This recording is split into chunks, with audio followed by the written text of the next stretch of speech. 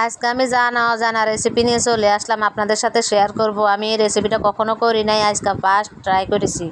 আসসালামু আলাইকুম, কেমন আছেন সবাই? দেখুন, লতি নিয়ে নিলাম, লতিটাকে কেটে ধুয়ে সুন্দর করে নিয়ে নিলাম।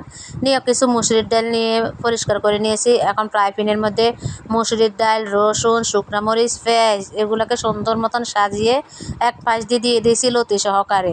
দিয়ে এখন পরিমাণ মতন পানি দিয়ে দিয়েছি। এই পানি দিয়ে আমি লতিটুকু সিদ্ধ করে নেব। এখন একটা ঢাকনা দিয়ে দিব, আর আগে দিয়ে স্বাদ মতন একটু লবণ দিয়ে দিচ্ছি।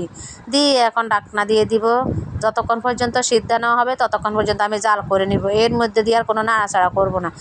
দেখুন, মধ্যখান দিয়ে আসে কিন্তু কি আবার একটু নাড়াচাড়া করে দেখতেছি সিদ্ধ হইলো কিনা, দেখতেছি যে না সিদ্ধ হয় নাই। তারপরে কালার আসার জন্যে একটু হলুদ দিয়ে দিছি, যাতে দেখতে ভালো লাগে। না হলে সাদা সাদা দেখতে ভালো লাগবে না।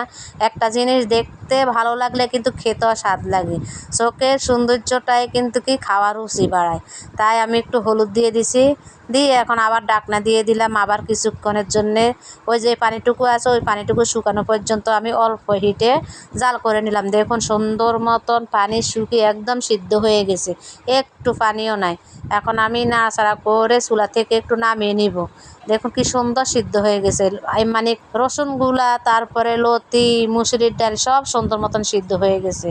এখন আমি চুলা থেকে নামিয়ে নিব। নিয়ে আর একটা ফ্রাই প্যান বসিয়ে দিয়েছি। দিয়ে এখানে পর্যাপ্ত পরিমাণ সরিষার তেল দিয়ে দিয়েছি।